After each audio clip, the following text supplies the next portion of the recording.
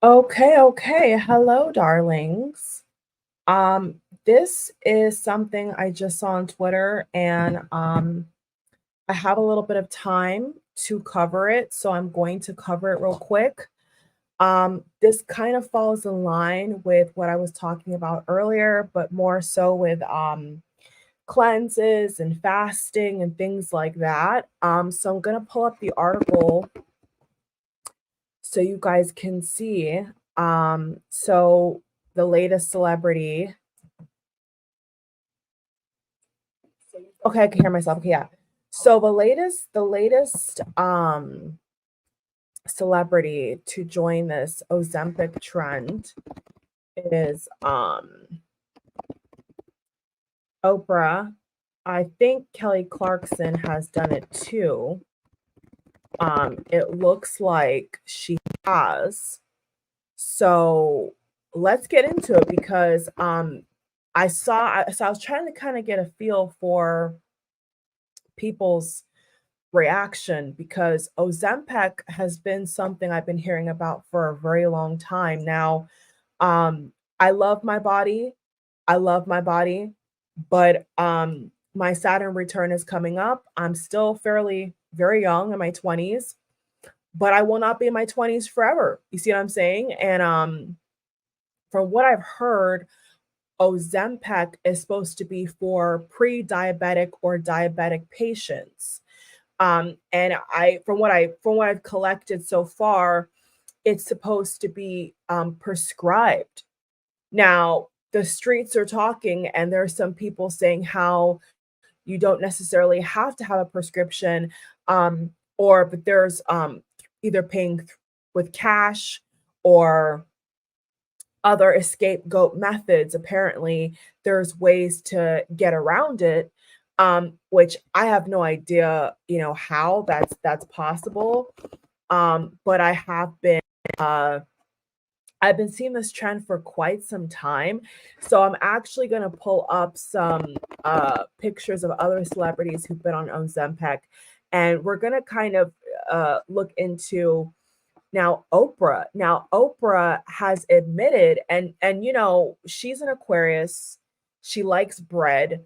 If anybody knows anything about Oprah from what I've seen from her from when I was like a little girl, she's always says she loves bread and pasta and sticky pot things and southern cooking. And she didn't grow up with money. From what she claims, she says she didn't grow up, middle class. She grew up poor, and somehow, some way, through her sheer just talent and determination, she was able to become not only a millionaire but a multi-billionaire, which is impressive. But there has been some things about Oprah's career with Michael Jackson and Meghan Markle and Harry that I don't like about her, that I think has really kind of downgraded her credibility.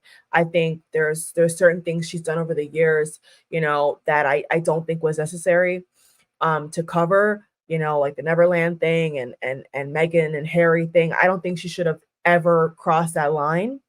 But besides that, we're going to focus on the topic with her newfound weight loss, and her drug of choice is I can't even pronounce it. I'm not even going to attempt to, but it is called SEG. No, sorry, SEMAGLUTIDES. Now, I am not even close to needing to do surgery or anything like this. Uh, back in high school, there was always pills. There was different types of things. Sadly, I think all women, all girls, teenagers even can admit that throughout the years there has been these weight loss hacks. And before we get into the whole Oprah thing, I'm even sure because I feel led to. Why not? Back when I was in high school, there was certain pills that were for weight loss, that were geared toward weight loss, and I even tested it out. You know what I'm saying? And I was eating like a bag of chips and an apple, and I was full, and I was losing crazy weight, crazy weight. And then, of course, my intuition kicked in and I did some more research. And maybe about 2.5 years later, I wasn't taking it daily though. I tested it, it worked, dropped a bunch of weight. But I was always active. Even when I was in high school, I was swimming in the swim team, tennis, dance, color guard. So I was active anyway. You know what I'm saying? But it's strange how being a woman in particular, I can recall as we grow up and we keep getting older, there's always some kind of weight loss craze. You know what I'm saying? And it makes me kind of think like for the men, do the men have these trends? Because I can even recount as young as high school, and now that I'm well in my 20s, high school was over a decade, probably ago. And you have to think to yourself, why on earth would somebody that young need to do those things? You know what I'm saying? And it kind of leads into waist trainers and spandex and personal trainers and cooking plans, and it's weird, don't you think? And so Oprah is apparently 70 years old and she's still trying to look like she's in her 20s. Let's not BS ourselves. You know what I'm saying? Everybody's trying to chase their youth, and hell, maybe not even 20s, but 40s, 50s. Um, I would think that at that age, you don't care about that type of stuff. You know what I'm saying? Like, health wise, yes, but vanity, no. You shouldn't care about uh, that really if you're over 60. I think that that's kind of like, the train has left the station. You know what I'm saying? And so in a weird about way, at the same time, it's like, well, if you are, plus 50 and Oprah hasn't had biological kids. So let's kind of get like, the background here. Oprah hasn't had her own kids. Um, Now a lot of women that do, give birth naturally and have their own biological children from their own body, um, they go through a lot more. I would think, right? They some even just they have, what do they have those things called that lady died from? The mommy makeover, plastic surgeons profiting off of women having kids and wanting to snap back. I mean, this is sick. You know what I'm saying? So I'm kind of giving like my own summary of in society and the life of a woman, you know what I'm saying, or a young girl, what we go through. And I think it's quite sick because like I said, I don't know if men growing up have ever had to do 1,000 things to look perfect. I don't think they really have, unless they're an athlete, unless they are in football or basketball or some kind of sport. Even then, they don't have to look perfect per se. But the fact that I saw somebody tweet that Oprah is well in her 70s, and I hope she didn't feel pressured to look perfect because she's damn near she's 70. I mean, so it makes you think, you know what I'm saying? And it's kind of like, wow, it's everywhere. So I'm gonna pull up some pictures and we can all kind of decide if these celebrities have used Ozempic or not. Um, I'm gonna pull up here what she said about so the backstory with this that I've also found out is that she was denying it. Oprah apparently was denying that she was on anything until maybe somebody said to her, "Hey, you're gonna look more popular, you're gonna look more cool, why don't you admit it?"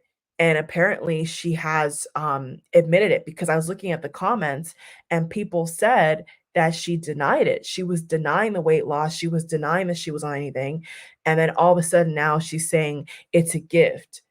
These Ozempic, whatever she's on, or a cocktail or a similar dosage or whatever, she's saying is a gift. So I'm like, okay, so a lot of people are probably going to be the sales are going to probably be through the roof because now she's taking, similar components of Ozempic, and there's been other celebrities that have obviously gotten into Ozempic clearly, and some look good, majority don't. I think majority don't look that healthy, but there are some, rare cases where, if they're morbidly obese. I mean, my thing is this: if you're morbidly obese, let's say, for example, you're 300, 400 pounds, and you're not over the height of 5'6", because most women are some women, the average height I think is like what, 5.6 and a half in America, which is fairly short still.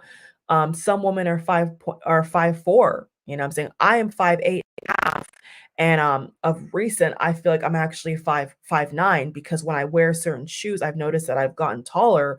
So I'm 5'8" and a half, so I'm considered tall as a woman. If you're over like 5'6" as a woman, considered tall. Now, let's see how tall Oprah is. How about that? Let's go into and see what's her measurements, because you know, I can't lie, for some reason, well, the funny phrase is black don't crack, which I think is still kind of but when I looked at the pictures of Oprah, I thought she was like in her 60s, and then somebody says she was 70. And so when I heard she was 70, I'm like, okay, so once I got that in my head, then I said, pause. A 70-year-old is trying to lose weight? Like a 70? Like you would think at like certain ages, the vanity, what I'm saying? Like your looks kind of just take a backseat. But even at 70, you feel the need to look your optimum. That's kind of harsh, don't you think? As a woman, like you work all your life, you have kids, you cook, you do all these things. The regular woman, of course, I mean, Oprah is the exception because she's a billionaire. But I'm talking about the average woman, right?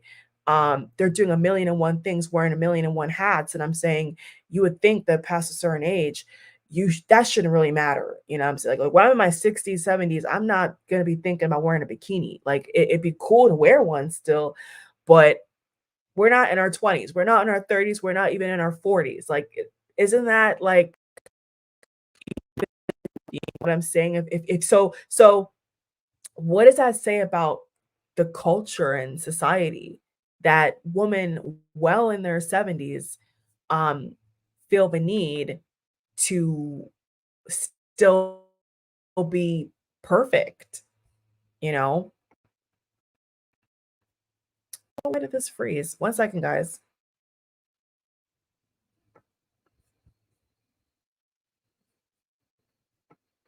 One second, y'all. I think it froze because I have a one sec, one sec.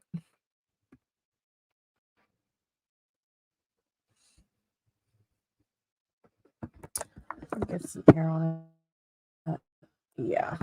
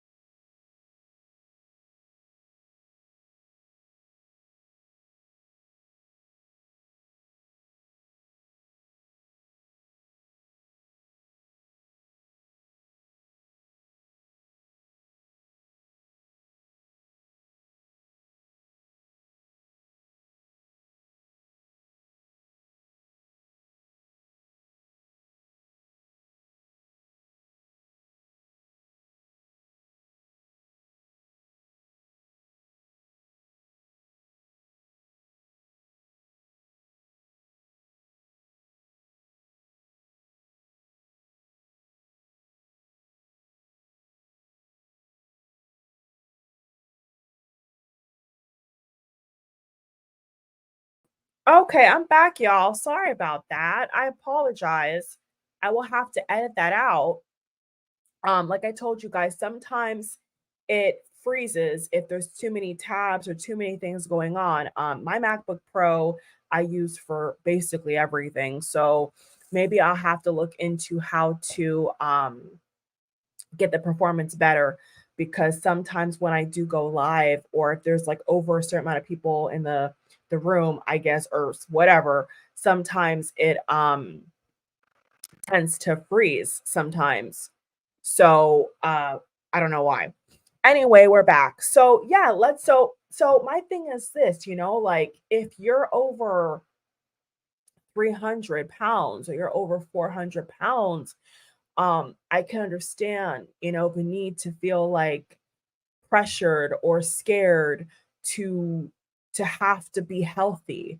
But I think the fact that we have people, well into their mature years, you know, basically attempting to look like they're 40, I think psychologically there's something wrong with that. I think within society. Now, it's great if you never age. It's great that if you don't look your age, you know, yes, it could feel very flattering, if you're a certain age and people, are shocked when they hear your age.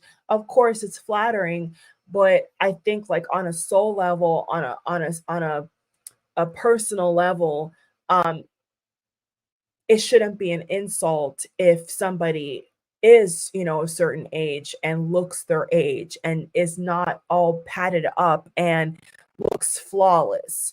Because, before all this technology and social media and all this, this era, elders look like elders, people look their age, you know what I'm saying? And um how much are you spending to look not your age is the question, you know what I'm saying? And it's kind of like it's weird. It's like, well, if it's a natural evolution, and it's a natural way of just your genetics, and you're not like pumping your face, then I get it. But if like you're doing things to constantly fight aging, um that has to feel horrible. Who was the lady that Kanye West was dating? Wasn't she an Aquarius too? And she talking about like anti-aging creams, and she was saying that if I ever see the word anti-aging, I'm gonna lose it, because she was saying how it's such a stupid thing that people are trying to package how to anti-age. And when she said that, I thought, wow, she's a genius, because it's so true. It's like you can't stop the inevitable. You can nip and tuck and snip and shot all you want, but like your age is your age, and your life is your life. And I think that yeah, it's good to take care of yourself, but I think if there's a unrealistic standard of, let's say for example, being a 70-year-old and you're wanting to look 30, um I'm not going to even attempt to do that. And if I did, um it's for vanity. You know what I'm saying? It'd be for vain reasons. It wouldn't be because of health. It's because, there's something within you that, or maybe your job, maybe you have to keep up for your job. But I mean, at the same time, it's like, well, um, has this kind of forced people into a negative expectation, right? Because I mean, this is 70. 70 is a pretty uh high up age. Like 70 is like you're an elder at that point, you know what I'm saying? And it's just kinda like, wow, you know what I'm saying? And then they have these I'm sure they have these magazines that are gonna now say that 70 is the new 40. I mean, what the heck? Like, it just sounds kinda weird, guys, but yeah, I mean, the reason why I wanted to share kind of a scope of what women go through and the different fabrics of life is because I know for a fact that all women of all backgrounds, of all ethnicities, all socioeconomic backgrounds, from when they're little, they're pressured to look perfect. They're pressured to look perfect, and something is wrong with that, I think, you know, because not every woman wears makeup. I personally enjoy makeup. But there are some women, I have actually met women that despise makeup, you know what I'm saying? And they kind of actually look down at women that wear makeup because of what it represents. And so I see all sides to it, you know, like the quick weight loss, the makeup, the plastic surgery, the BBLs, you know, like I see all angles of why people do what they do. It doesn't make it right, but I get it. So let's go ahead. So I actually wanted to before the thing froze on us, I wanted to see her measurements. Is she medium height? Is she tiny? Is she like 5'4"? Because Kim Kardashian has done a lot to her body, as we all know, and she's like five, I think 5'3.5" or 5'4". I mean, she's short, she's tiny, and she got a big booty in a tiny frame. So of course, you know, with these extreme measures of what you're trying to attain, you have to think about, is it healthy? Because when she gets older, is her body composition, I mean, I'm thinking, for example, Kim Kardashian now, is her body composition gonna be able to carry all that booty? And she's this tiny, like her skeleton is this, her frame is this tiny, and her ass is this big. I mean, she's not a porn star. I mean, she could be one, but she's not one. So what's the purpose of that? I don't know. Um, so let's see. Let's actually see. 4 years ago, I wanted to see if she's tall or not. Stanford. No, Stars Unfolded. Let's see. To kind of get a better view here of why she like what she's been through with her weight loss. 'Cause I know for a lot of years she's apparently oh, it's buffering again. I hope it doesn't get stuck again, guys. It could. Let me probably close. We have to close some stuff. Yeah.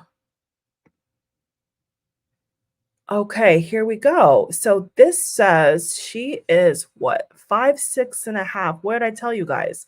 See, so the average height for most women in America is 5'6". So she's not considered tall. She's considered regular average in terms of her height, okay?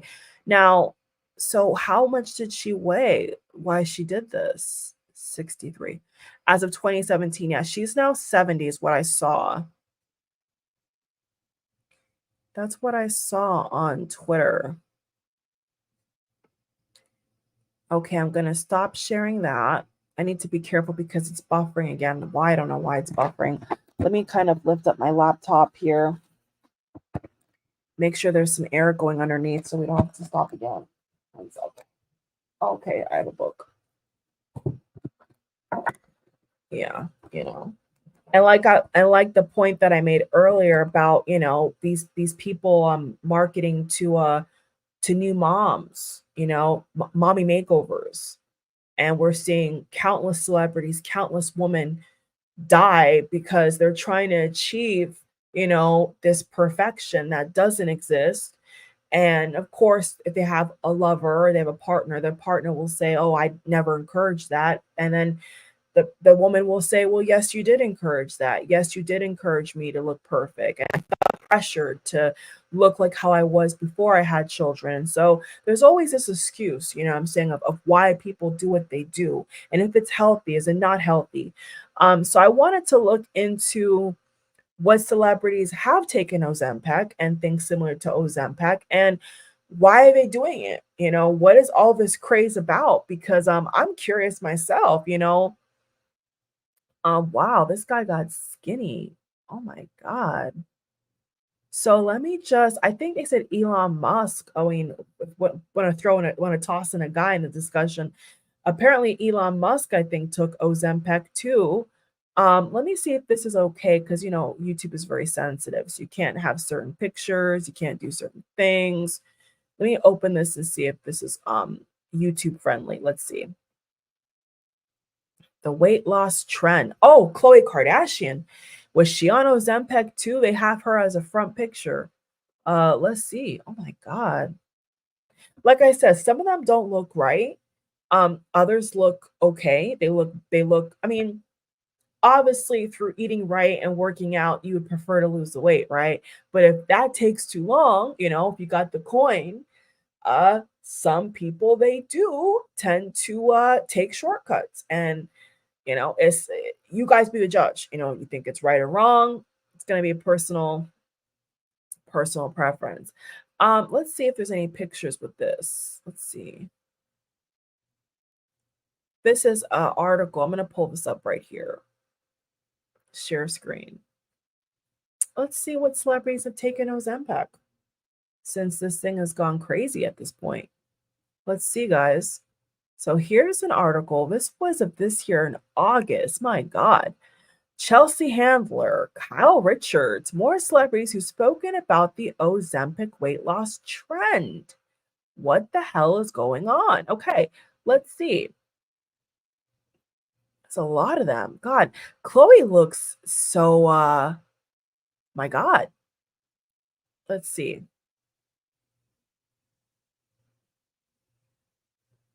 So we have Tracy Morgan. I went and got a prescription and I got Ozempic and I ain't letting it go. Okay, so apparently he was on Ozempic. Shayna Shea, not sure who that is. Okay, Vanderpump Rules. Okay, Raven Simone. Oh my God, it's like damn near all Hollywood. Okay, Raven Simone is she also went on. She said I have pre-diabetes. Let's see what she had to say. I have pre-diabetes in my family. Now that's what I've heard. I've heard that Ozempic was supposed to be for pre-diabetic people. Now, how it went from pre-diabetic people to this free for all, I don't know. But somebody must let the cat out the bag. You see what I'm saying? And somebody somewhere must have said, this ish works. Get your hands on this shot right here because it don't make no sense because it can't be that all these celebrities are pre-diabetic. That can't be the case. You see what I'm saying? And I'm gonna show you guys Kelly Clarkson. I think they're saying that now Kelly Clarkson's also on it because I saw a video of her today, and she looks like they almost said pre-American Idol. It's true. She looks that skinny, guys. So she's been on it. What does she say? Oh, so she just said she was pre-diabetic, and it's a medication. So she didn't. So Raven Simone, she did not label it as um like an scapegoat or a weight loss trick. She said that I actually am pre-diabetic, you know what I'm saying? And it just was convenient for me. Okay, wink wink, nod nod. And let's see who else. She looks skinny. Stassi, can't pronounce her last name. I really want to try it when I give birth. Jokingly, she said, like, I think it's good for you. It's like taking vitamins. Okay, it's definitely not like taking vitamins. We have another celebrity, Griselle. We all know who she is. Yeah, don't even start with the Ozempic thing. I'm not playing with y'all. Amy Schumer, Tracy Tutor, Anna Navarro. Okay, so this is a long list, guys. Brittany Cartwright, Mama June, Crystal Kong Minghoff. Who else is there? Martin Short, Andy Cohen, Bethany Frankel. Wow, okay, this list is longer than I thought. Okay, so there's obviously quite a lot of them on this. Oh my goodness, that's crazy. Sophie Turner, she's the ex-wife of Joe Jonas, right? Or soon to be. Jennifer, how many is there, bruh? Oh, here she is. Julia Fox. She said, I never have. I would never do that. There are diabetics that need it. So maybe this article is just talking about people who've been rumored to take it or have taken it. That's kind of what, because not all of them have been listed here, but apparently they've been associated with Ozempic, and some of them have denied it.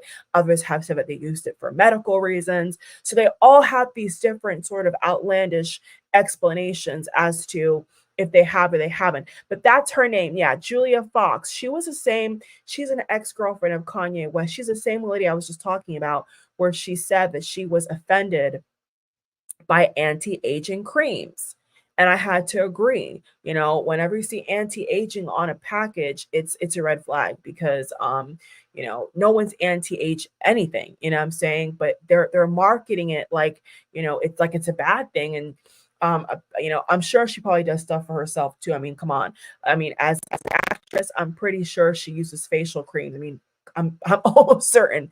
But I guess whatever, for whatever reason, she was on Instagram one day and said that she didn't like the idea of anti-aging cream. And then also, I guess she's one of the people in this article from um, US Weekly today to say that I don't even agree with people taking Ozempic. So I guess she's against Ozempic, the taking of Ozempic. Okay, interesting. All right, so let's go ahead and stop sharing this one. I'm gonna go ahead and bring up what I saw on Twitter with Oprah, and then we're gonna get into the video where they're talking about Oprah because I want to see what she has to say. I want to see, you know, what's her perspective. Let me go ahead and pull this up here.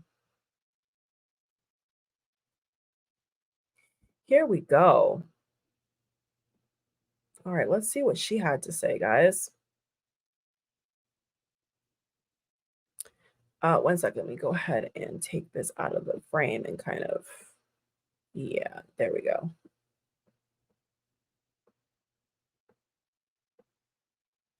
There we go. Okay, so there she is, guys. So there's obviously a huge difference. There is a big difference in how she looks. Um, you can tell, okay? There's no denying, there is no denying that something has taken place here. And so as you can see on the right-hand side, there is this long explanation, which I'm going to read to you all of what she said. The fact that there's a medically approved prescription for managing weight and staying healthier in my lifetime feels like relief, like redemption, like a gift, and not something to hide behind and once again be ridiculed for. Interesting. I'm absolutely done with the shaming from other people and particularly myself. Oprah is confirming, she confirms that she's lost over 40 pounds with the assistance of semaglutides. Okay, how do you pronounce that? I apologize. Now, somebody in the comments said that this is a similar thing to Ozempic. It's in the same basically family of weight loss shots. Okay, now I want to go ahead and so someone put, is it basically similar? Is it basically you see it right there? Is it basically Ozempic or similar? And the person who posted this said, yep, like a compound version from a pharmacy, same components. So AKA it's like Ozempic light or could be Ozempic premium. You know, Oprah is a multi-billionaire. So I'm pretty sure that whatever she's taken, if it's in the same vicinity or same, you know, family tree of Ozempic, that it's gonna work. If you're paying for something that has been going around and there's whispers in the streets about, hey, take this, wink, wink, I'm pretty sure it's gonna have to work. And whether it's named exactly Ozempic or not, it's this person, I guess, is saying that it is the same thing. Now, how true that is, I don't have confirmation on that. Now here's another they're saying way goovy. So this is what is also highlighted in the video, but I'm going to show you guys right now where they're talking specifically about Oprah and these pharmacies or whatever. So I'm very intrigued to see, you know, where this is going to go in the future because a lot of people have now picked up on this. And you know, I'm not saying that I would or wouldn't. I would have to know the side effects and if I actually need it and if I don't actually need it. I would not, you know what I'm saying? Because I don't know what's in those things and how safe that it really is, you know? And if it's labeled pre-diabetic, it sounds like it'd be harsh on the body, you know? It sounds like something that would be pretty severe. So I'm intrigued as to how it's worked for these so-called celebrities that are not diabetic at all, or pre-diabetic, and how safe is it really to take on a weekly or daily basis? I mean, there has to be studies as, is this really healthy? Is this really safe? Um, Now I'm going to show you guys another picture before I get into the video of Kelly Clarkson, and you know, basically, there's rumors that she's also now on Ozempic. So let me guys go ahead and pull that up for you guys here and show you guys what I found with that too. Um, One second.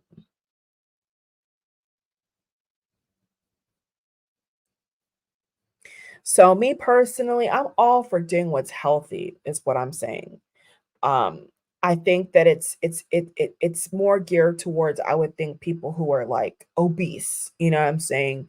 But if you can afford a trainer, if you can afford healthy food, if you're into intermediate fasting, you can get the same result. It's just going to take more dedication. And things like this don't require a lot of dedication, it doesn't seem, because Oprah even said that it's an easy way, it's a gift, it's something that is kind of like titled Easy Street, you know, it sounds like it's an easy thing, you know, apparently. So let me go ahead and see here. Now, Adele, I'm actually going to bring Adele into this because I think that Adele, yes, I'm going to go there. I think Adele was a kickoff, and she may not know it, but I think she was a kickoff, guys, because Adele was bullied. Let's be real. Adele was bullied. And didn't she talk about her weight loss with Oprah? Let me see now if I get a if there's a stipulation with YouTube where I have to cut it out or whatever, I will. I don't think it's gonna be a big deal. If it is, oh well. Let's just kind of see here. Let's see what she had to say.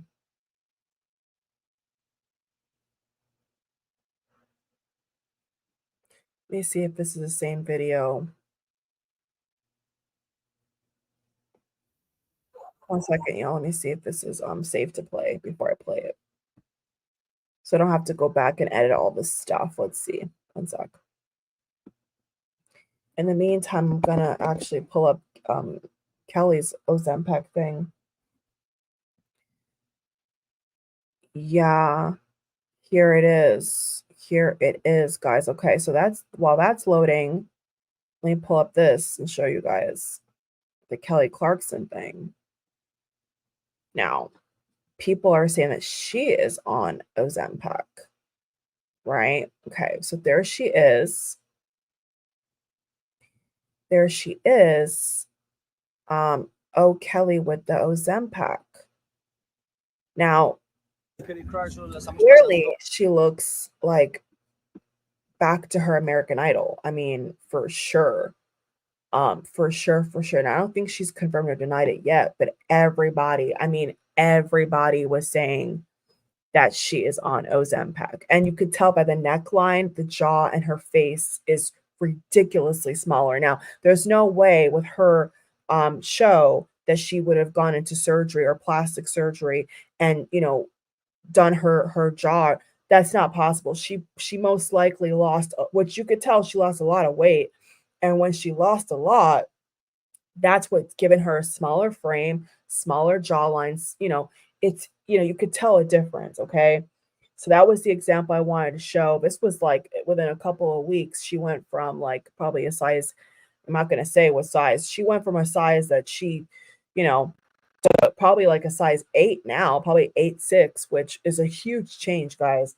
So she hasn't confirmed it yet, but people were saying that they believe she's on Ozempic. They believe strongly that she's on Ozempic. Now let's get out of this video. I'm gonna move along here and just show you guys a couple examples of what's been circulating. Let's go to This one.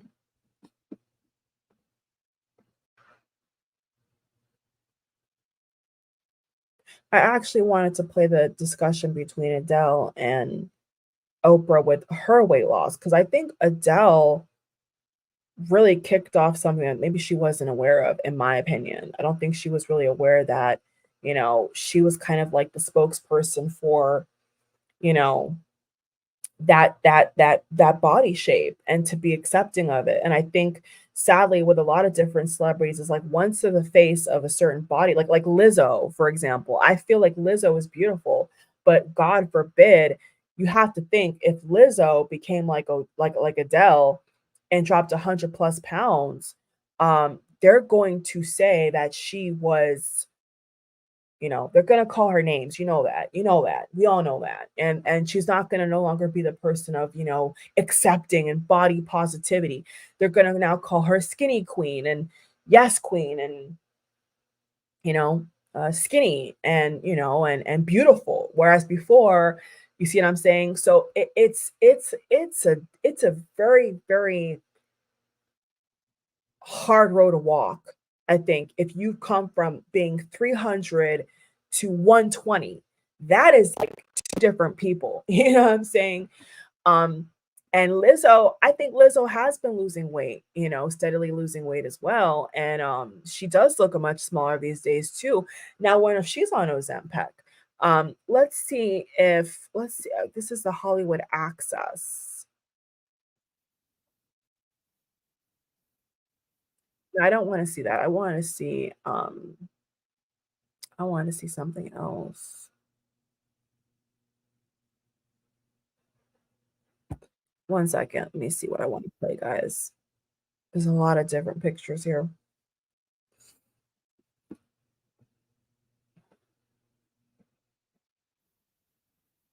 Okay, here we go. This is a good video. Let's play this.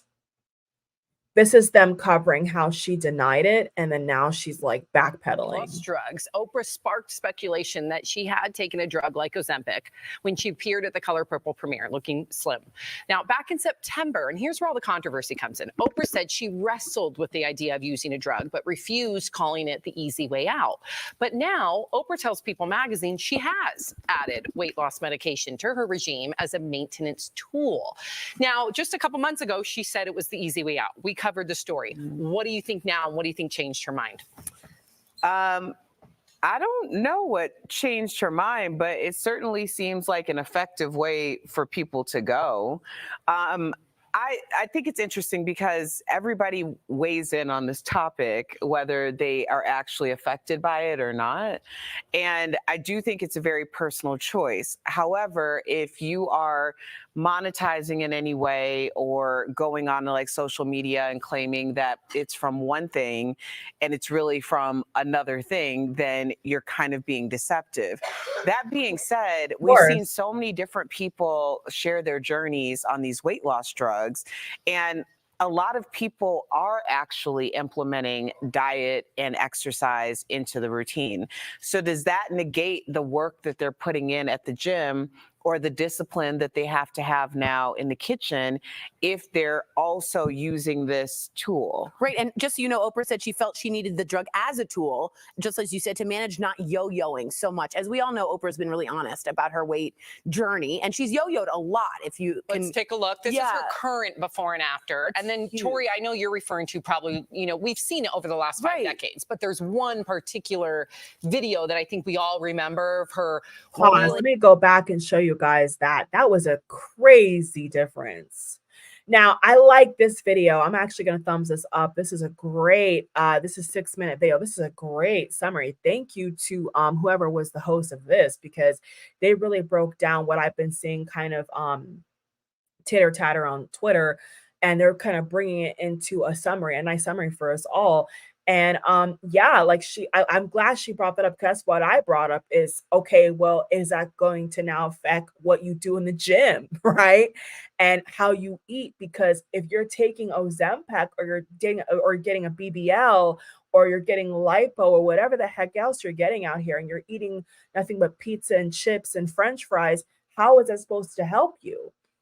And, what about your blood pressure? What about your cholesterol levels? I mean, it is deceptive. It is. It's like if you're saying one thing and then you're doing another and it is Ozempic, and you're saying, oh, it's not Ozempic, my hands are on the cookie jar. That's deceptive. It is deceptive. So I'm glad that they have a similar process of how they think about this whole craze going on because I think it's getting out of control. So let me just go ahead. So let me go ahead and backpedal because that was a brilliant. Whether they are actually affected by it or not. And I do think it's a very personal choice. However, if you are monetizing in any way or going on to like social media and claiming that it's from one thing and it's really from another thing, then you're kind of being deceptive. That being said, we've seen so many different people share their journeys on these weight loss drugs, and a lot of people are actually implementing diet and exercise into the routine. So does that negate the work that they're putting in at the gym or the discipline that they have to have now in the kitchen if they're also using this tool? Right. And just so you know, Oprah said she felt she needed the drug as a tool, just as you said, to manage not yo-yoing so much. As we all know, Oprah's been really honest about her weight journey, and she's yo-yoed a lot. If you can, let's take a look. This is her current before and after. And then Tori, I know you're referring to probably, we've seen it over the last 5 decades, but there's one particular video that I think we all remember of her wheeling out the 60-something pounds of fat that she lost. But she gained it back really quickly because it was a liquid diet that she had lost all that weight from. Correct. And she also just says she's done with the shaming from other people, and particularly myself. She is a part owner of Weight Watchers, and she has to deal with that. And it's part of being an owner and part of being Oprah, which is I'm transparent with everyone about my weight loss journey. How do you play that? And she never really said, I am not on it. She said, I'm not going to do that because it's the easy way out. And now she's evolved, which she's allowed to do. It's just tricky. You got to walk that balance as an owner and a user. Yeah, well, Erica, you said something that really made me think, because you just said, people will weigh in on this topic, whether it affects them or not. But weirdly, it affects everybody, whether it should or it shouldn't. And what I mean by that is the people that exercise and don't use the drug, just to kind of do it the way that has been traditionally done, whether they say it or not, there is a pride in like, hey, I've been getting up, I've been jogging, I've been sticking to this. And seeing somebody that has not done that and looks as good or maybe even better than they do, there's going to be feelings there because that's how human beings do. Whether those feelings are justified or not is it doesn't matter. They're just feelings there. And I think that's what Oprah was feeling, or anybody else, any celebrity we've covered in the last couple of weeks. Afford it. It's like $2,000 a month. Well, I mean, we have to remember the price will come down, though. The price comes down on everything. Eventually. Right. I just think, listen, Oprah, to each its own, and I'm glad that she's happy and she looks beautiful. And I hope that this can help. I mean, she's been very honest with the fact that she has yo-yoed, right? Yeah. So is this perhaps the answer? We don't have Dr. Coley here. Dr. Coley has said, that she doesn't want to see this as something to be used as like a maintenance tool. So I'm curious to see what Dr. Coley says.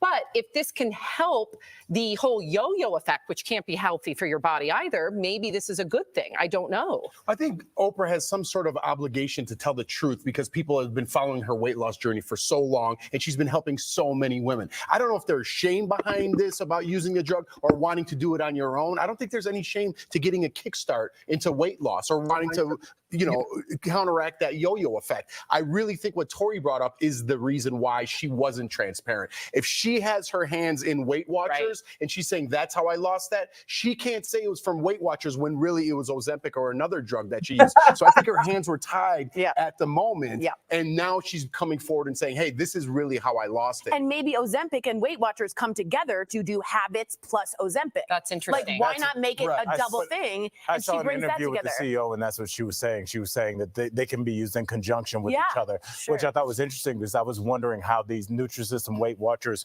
was going to coexist with this miracle drug that almost makes you be able to leap over their entire business model. So I think that that's what they're steering into, and maybe Oprah was kind of waiting to see like, what are we going to do? And then the big O kind of announced it. Is that what you think is going to happen, Erica? Well, I think that makes the most sense to have happen because What? What? I'm not taking the credit away from you. I'm asking if she agreed. I was on camera for no reason, and now Erica was talking. I do agree, because I think we still fail to realize how much you have to change your eating habits when you're taking this drug. Right. We just talked about a woman from Real Housewives of New Jersey who had to talk about her obstructed bowel because that was one of the symptoms, because she chose not to, in her words, she wasn't eating according to the plan. So as much as this is a miracle weight loss drug, we also have to remember that it's what's happening in our heads that are making us do the habits that we're doing. So if it is a conjunction thing, I think that that's probably, and she's going to be the face of that. And just so we know, Kelly Schuberth is letting us know they already are in conjunction or working together. So expect to see more of that. I can see Oprah with the big O and Ozempic working as a marketing tool. She's so brilliant. Get when it down to comes zero, that. you know. Yeah. So like I said, That's not real. literally what I just No, but they said. are working together already. Made up a literally logo, and what you're I like, just it's said. brilliant. Yeah, it is. It's not. The big O. It's not. Oh, It's not even. oh my gosh, you look great. Oprah Ozempic. See it? Do you see it? But why? I saw it. Dang. Okay, so that was a great video, I think, covering her journey, and we got to see some pictures of when she was debuting her body on her Oprah show and then obviously gaining it right back. Let me try to see if I can find a video of when she was talking about gaining her weight back. I'm just interested to see what she said about it, because yeah, it has been a journey for her, and I mean, I'm surprised that she never did, not that I agree with it, but I'm surprised she never did like lipo or anything, or she never cut fat off. I'm surprised she never did that back then, because she had the money, what I'm saying? Like, if you got the money, like, if you're willing to risk what comes with it, what I'm saying, that's up to you, what I'm saying. Let me see.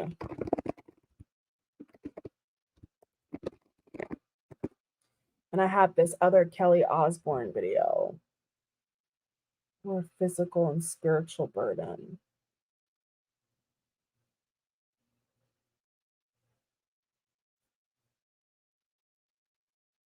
Oh, this video she's actually talking about. Is she actually talking about it? Let's see if I could. I'm going to check this out first. Let me see.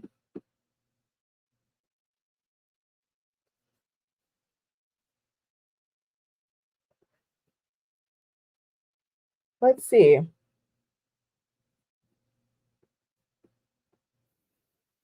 gonna go ahead and share this for you guys. Let me see what she says in this. This is actually recent. Let's see what she has to say. To be more accepting of whatever body you choose to be in. That should be your choice. Oprah Winfrey is getting candid about Ozempic and weight loss. The 68-year-old recently hosted diabetes. I felt I've got to do this on my own. I've got to do this on my own, because if I take the drug, that's the easy way out. Now I hear about Triple G and I'm like, okay. But there's a part of me that feels like I think a lot of people felt with or feel with bariatric surgery, that I've got to do it the hard way. I've got to keep climbing the mountains. I got to keep suffering. I got to do that because otherwise I somehow cheated myself. I felt like that. So now we're shaming people for how they lose weight. Yeah, right. Despite not addressing if she has ever or Okay, let me go ahead and fast forward it. Whether they're climbing Mount Everest, whether they're whatever your choice is for your body and your weight health, it should be yours to own and not to be shamed about it. As a person who's been shamed for so many years, I'm just sick of it. I'm just sick of it. I'm just sick of it. the media mogul was joined on Yeah, I get that. Shame. Okay, there's actually a video where I wanted to see first what it was about, where I think on actually Oprah's YouTube channel, she talks about it herself. So I'd rather see her actually talk about it on her own thing than through a third party. So this is actually the raw video. I'm going to pull it up right now.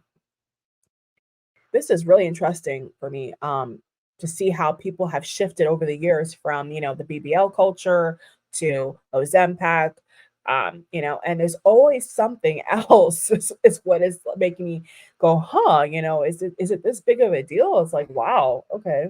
Um, even her being a multi-billionaire, to say that people would only show her hold on. Okay, excuse me. The fact that Oprah would say as a multi-billionaire that if she's over 200 plus or probably over 250, because I mean, if she's a certain height, it doesn't even show. I would know I'm 5'8.5".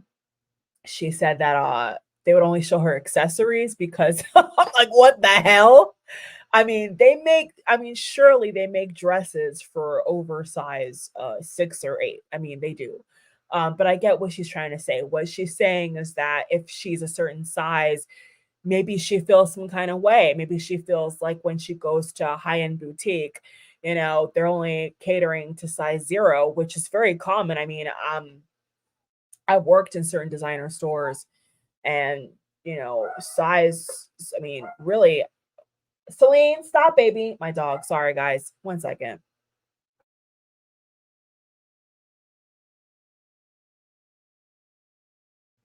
My dog all of a sudden is barking. Let me just make sure my volume's good. 1 second, y'all. Let me just make sure I can hear myself. Okay, I can hear myself good. Okay. I've worked for high-end retail stores and I recall seeing all types of dress sizes. But yes, I mean, what I guess she's saying is that the skinnier you are, the slimmer you are, if you're looking for a certain design or dress or whatever, obviously, well, not obviously, because sometimes if there's a bunch of size, below 10 and you happen to be over that, there may be more selection. So that's actually not kind of true because like I've worked in those kind of high-end retail stores and I saw all types of dress sizes. Maybe in her world, I guess maybe she thinks that she feels some kind of way. Maybe she feels bad. I'm just kind of interpreting what she said because I'm not trying to put words in her mouth, but from what she just, I mean, let's just play it again. From what she just said, she said that if you're 200, she said if you're 200 plus, which is really, she really means 250 plus, there's no dresses for you. I mean, that's not true. But I guess she's saying that maybe she feels some kind of way. I don't know. I mean, now with all this body positivity talk, you would think that there's multiple dress sizes. Just like they have multiple foundation shades, and they have they have the different bra ranges, and nowadays the inclusivity of a lot of brands is massive. So what brand is she buying? And if she's buying a brand that doesn't want to cater to her body type, then I wouldn't wear that brand respectfully, because all body types should be accepted as long as they're healthy, they're within a certain uh they're not, as long as they're not morbidly unhealthy, then I don't see why not. What I'm saying? I mean, everybody has the right to wear clothes. I mean, so that's kind of ridiculous. But I get what she's trying to say. I guess what she's trying to say is like, if you're not like a size 0, size 6, size 8, size 10, I'm guessing dresses is what she said. Maybe, I guess she feels some kind of way after, but you know, obviously the easiest, the healthiest way is to work out and exercise. Anybody will tell you that. But is it the quickest way? It's not. Is it depending upon your blood type, your eating habits, it may take a long time. And so naturally, some people they go for Ozempic, or they go for a BBL, or they go for a liposuction or laser suction or whatever else is out there. And yeah, I agree. I think that people have the right to love the body they're in. Me personally, I've never been a person against plastic surgery. When it comes to weight loss, I'm not sure how I feel about it just yet. But people, altering their lips, altering their getting Botox and all that. I'm not against that. I never have been against that, for the record. I think that if you think you look nicer with something done to your face, and you genuinely are doing it for the right reasons and not because somebody's bullying you or not because your partner is cheating on you. If you're doing it because you want it, then I'm for it. But if you're doing it because of peer pressure and to do something illegal or whatever, then it's kind of like up to you at that point, on a moral spectrum.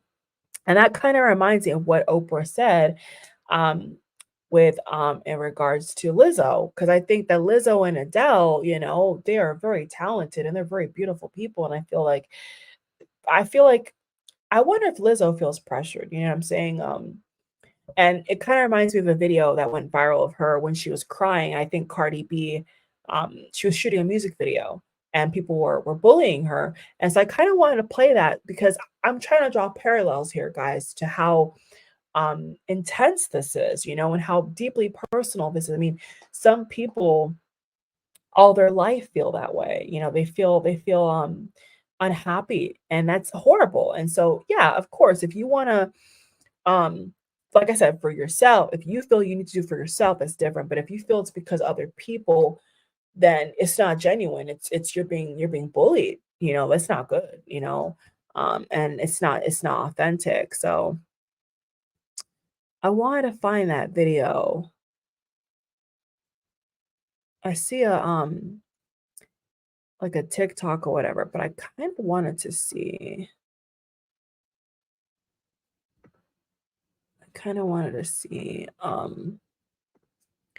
What she was saying about like body positivity stuff, because I know there's some celebrities that are really into, body positivity. I'm gonna go ahead and share this, and this is kind of bringing me to the point of what I said is how women from when they're very young, they're pressured, and I don't think it's right. I think it's really bad, actually. Um, kind of want to play this. Triple time. It's like doing like 12 hours a day of promos and interviews, doing studio, going to the studio with a fucking root canal, gotten a root canal twice and gone to the studio and recorded music, wrote songs. I'm in rehearsal, I'm filming every single day, shooting documentary. I'm still writing music, shooting music videos, and promo and photo shoots. I'm putting so much loving energy into the world.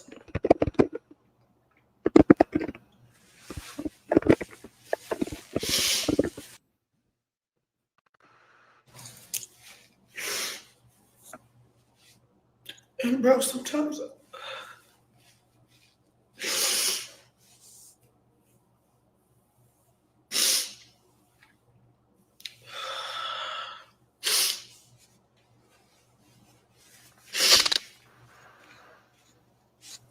I feel like the world just don't love me back.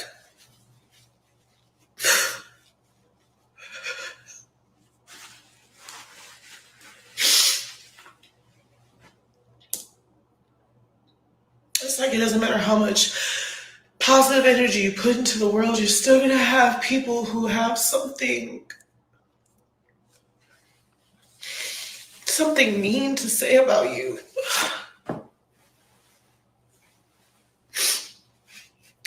And for the most part, it doesn't hurt my feelings. I don't care. I just think when I'm working this hard, my tolerance gets lower. My patience is lower. I'm more sensitive. And it gets to me. There's so many people who love rumors. And I'm so happy. I really am. Because we worked hard, and I know that this hard work is paid off. Cardi B worked her fucking ass on. Atlantic worked their asses off. My team, Team Lizzo, we went hard. I'm grateful. I just feel like I'm seeing negativity directed towards me in the most weirdest way. Like, people saying shit about me that just doesn't even make sense.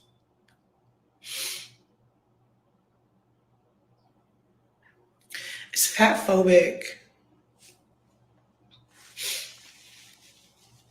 And it's racist and it's hurtful. If you don't like my music, cool. If you don't like Rumors the song, cool. But a lot of people don't like me because of the way I look. And I'm like,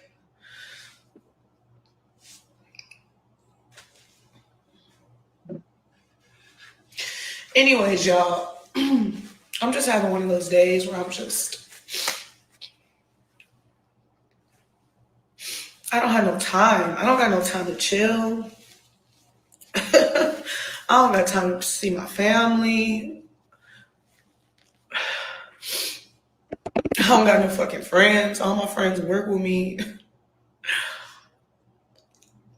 outside of work, you know. I mean,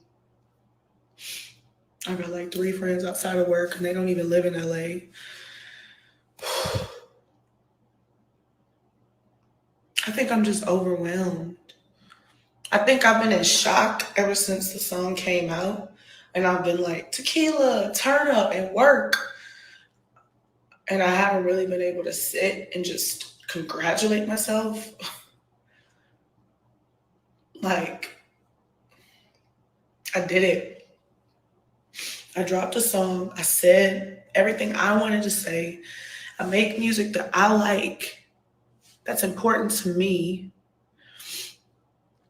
And I make music that I hope helps people. Period. I'm not making music for white people. I'm not making music for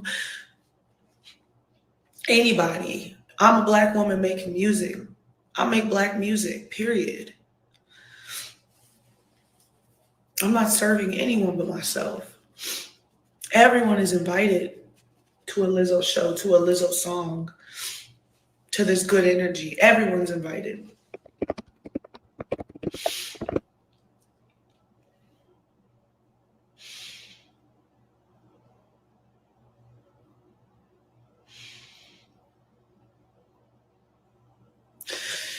Anyway,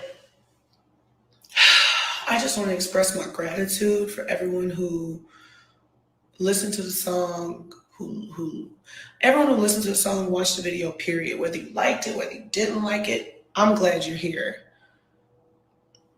Thank you for your stream. Thank you for your viewership. If you love it, thank you. If it's meh, thank you, because at least you gave it a chance. At least you listened to it. That means something to me. For the people who just always gonna have something negative to say about me that has nothing to do with music or the content of my character or me as an artist and just has everything to do with my body or whatever trope you think I fall into, suck my pussy from behind. Because y'all motherfuckers gonna be the main ones catching up. Every artist that's great has went through the same type of criticism. That's why I'm not afraid of it. Every great artist.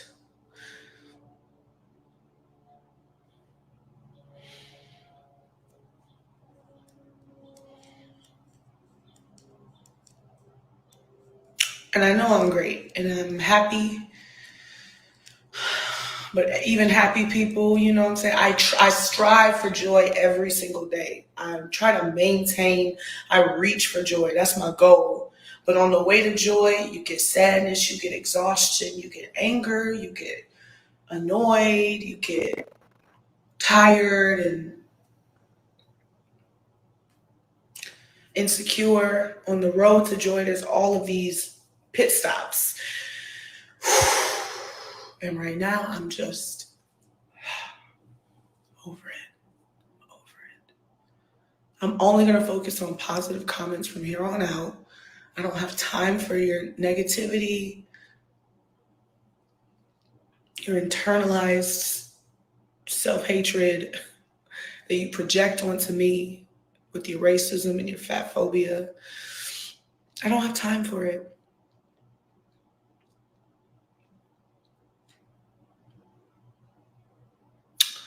Anyways, I'm gonna continue to be me. I'm gonna continue to be a bad bitch. As you can see, I'm about to look like a bad bitch. I'm about to get my wig on and shit. I'm about to go do some bad bitch shit. About to go make some bad bitch money. I know that's right. Now, I want to play that because I want to show the other side of the body positivity and the controversy around certain celebrities and certain figures in society and mainstream media and celebrity culture that have left an impact. And what's crazy is even when I've been on YouTube, weirdly enough, I've never felt that pressure. Um, I think it's more so about the discipline on myself. You see what I'm saying? And what I expect of myself. And I think that if I ever had to deal with that, like professionally or anything else, I think it'd be very, very hard. You know what I'm saying? When we sometimes people have these, things about them where they want to be better, and then that kind of leads to a toxic path, which is, comparison and addictions and taking, these weight loss pills, and it gets out of control, and that's why I'm saying it has to be a very fine line, guys, because um, you know, there's the other side as well, bulimia and anorexia. And I remember once again from high school, my high school experiences where I had some friends that I knew were bulimic, that I knew were had an eating disorder and were putting their fingers down their throat because they were raised and they were told that they wouldn't be beautiful if they weren't skinny. Not just black girls, they were, white girls, all Asian. I mean, it's everybody. It's not like it's a white or black thing. Obviously, in certain circles, they see beauty differently. There's no doubt about that.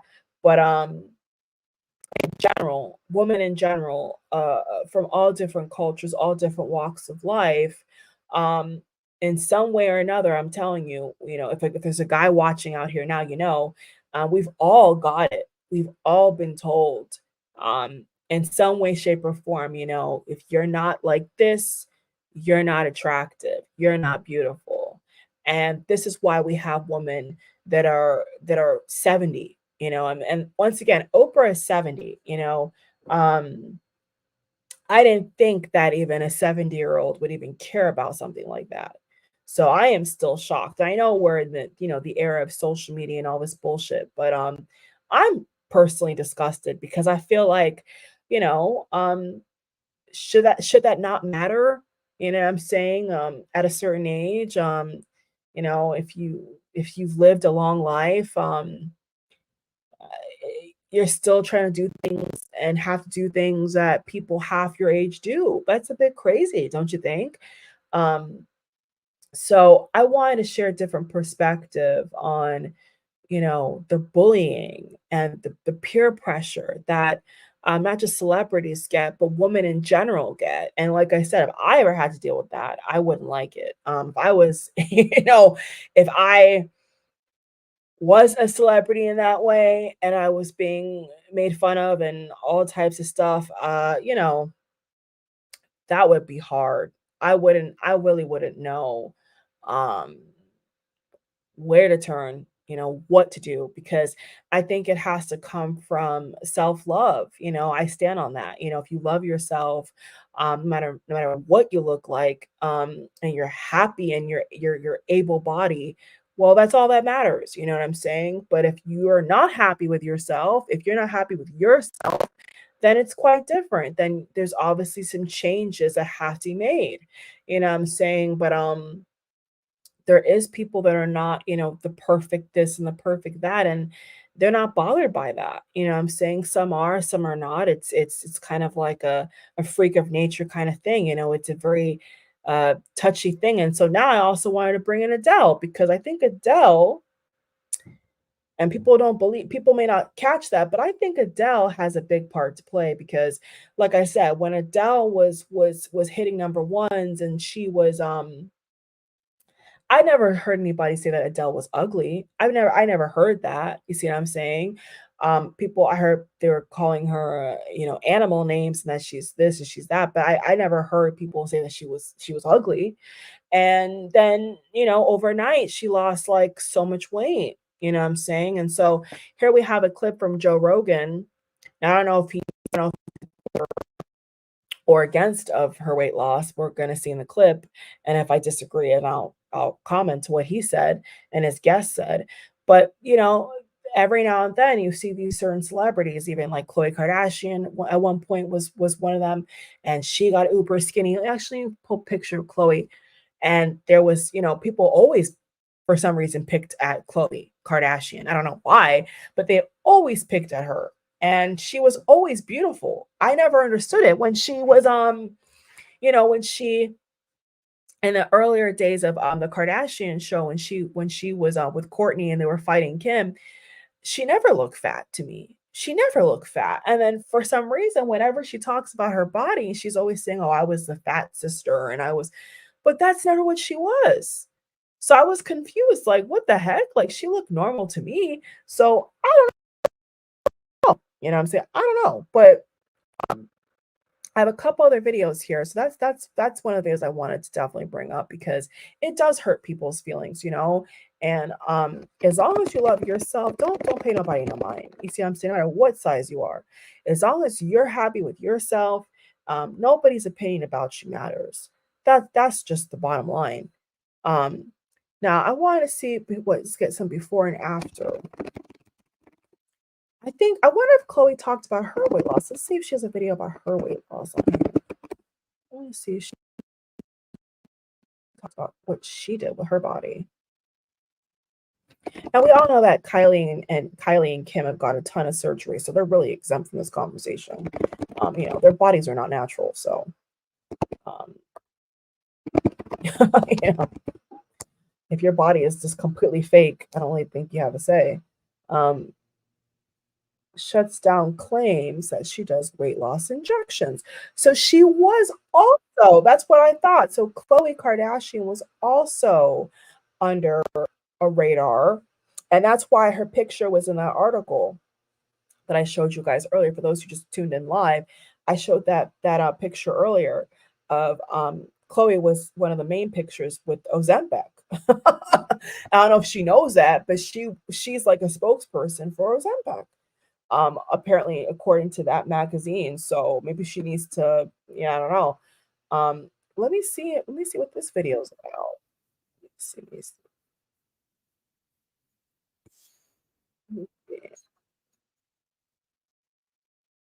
Ah, look at this, guys. Ring a ding ding. They have the same name as what Oprah's using. Look at that. Look what research does. The same thing that Oprah has claimed that she now has confirmed she used for weight loss. Look, they've pinned on Khloe. So, I mean, so she has been tied to the whole Ozempic thing. Let me see what else she said. This is interesting.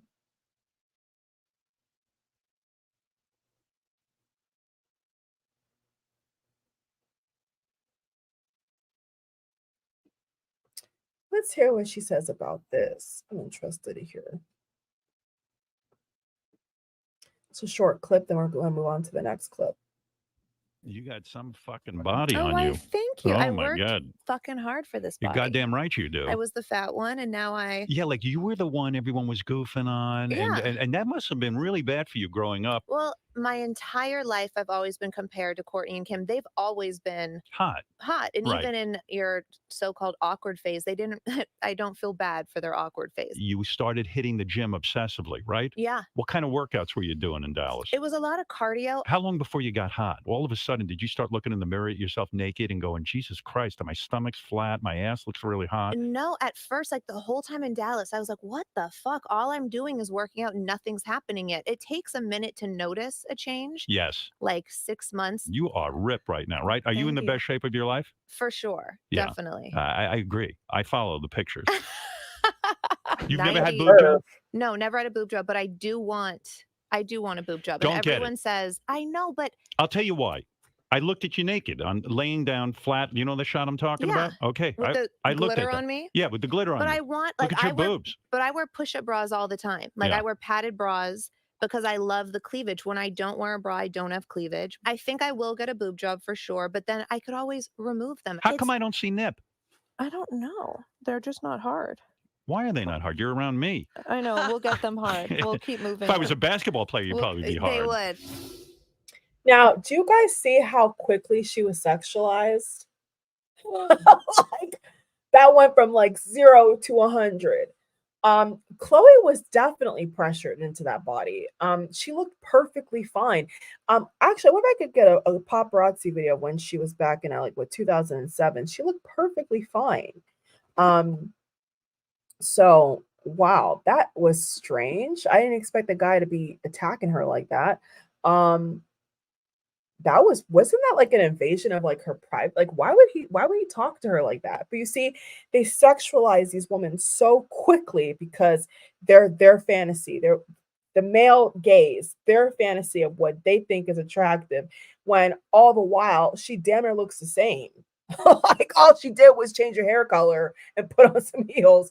But I mean, they really sexualize this thing to no end. It's a little bit scary. Wow, I mean, that guy sexualized her like from 0 to 100. You know, that was really if I was Chloe, I would have definitely felt uncomfortable, and I think she did because she kept kind of fidgeting, and you know, it's that was disturbing. Okay, so let's go ahead. Let's see what these guys have to say about Adele's weight loss controversy. I've never seen this before. I wanted to see what they say. And if I disagree, I'll obviously tell you guys I disagree, but I just want to see what they have to say. Not that I agree with what they're saying. I never heard it before. So my first time seeing this, then we're going to go into the article about the poison control of Ozempic by the New York Post. There's a couple other, and then we have the Sharon Osbourne Ozempic video, and then I think we're going to close. So let me go ahead and look into this. In these comments that she's beautiful, and that's going to be hilarious because you're basically saying that she wasn't beautiful before by saying that she's beautiful now in a weird way. They're sort of insinuated. And I didn't even realize until 2 hours or an hour later after I had woken up that it became like this like news story. So it's just funny to me because like, it's like, is her voice the same? Right? Because that's what matters. Well, it's funny that in that, why wouldn't you want to applaud someone who did something that's really difficult to do and is now healthier? Yeah. If you are an Adele fan, wouldn't you want her to be healthier? Wouldn't you? I mean, you want her to be able to keep singing for longer, right? You love her. You want her to be healthier. You don't want her to get one of the main things they found in New York City about people that caught COVID-19 that was a real problem was obesity. Big problem. Mm-hmm. She was at one point in time much larger, and now she's like really slim. Yeah. And people are mad and saying, this is what they're saying, I don't want her to be applauded for losing weight as if it's some wording like this. Like that, I don't want to adhere to these beauty standards, that she's better looking because she lost weight. But she is. Yep. And you know that. The only reason why anybody would want to fight against that when so many people overwhelmingly think she looks better is because they don't want to look at themselves. It's that simple. They don't want to change. And they want you to they're trying to bully you into deciding they're beautiful if they're 210 pounds. Yeah. That's really what it is. It's like we're redefining beauty standards. You can't do that. Right. You can't decide that the way you look is what everybody should like. That's crazy. You can't do that. And if people have decided worldwide that fitter, healthier bodies are more attractive. So I want to make a point with what he just said. Okay, if that's the case, then the same thing should apply for skinny bodies. Okay, if a woman or a man, the male gaze or whatever, the woman doesn't want to be skinny, then the same thing applies. You can't force someone to like a body type they don't like. Like if somebody wants to be, as he said, 210 pounds, and they are able-bodied and they work out or whatever, I don't see what the problem is. I just think what the issue comes down to in terms of the sexualization is what they want. You know what I'm saying? That's where it's coming from,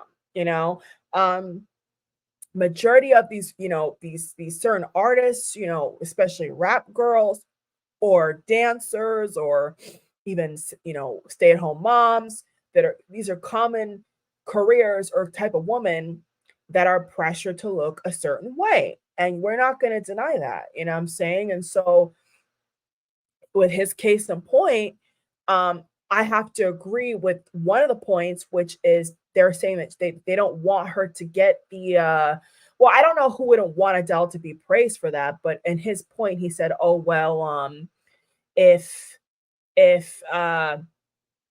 they don't want her to get all this, gratitude and applause because they don't want to look at themselves. Well, that is true. That is true to an extent with some people, not all. Yeah, there is some people that they get jealous. It's true. Or maybe because they do want that to be. But see, the whole basis about beauty standard is the issue, because beauty shouldn't have a standard. That is the issue, because everybody has a different face, different genetics, different features. So why is there a standard?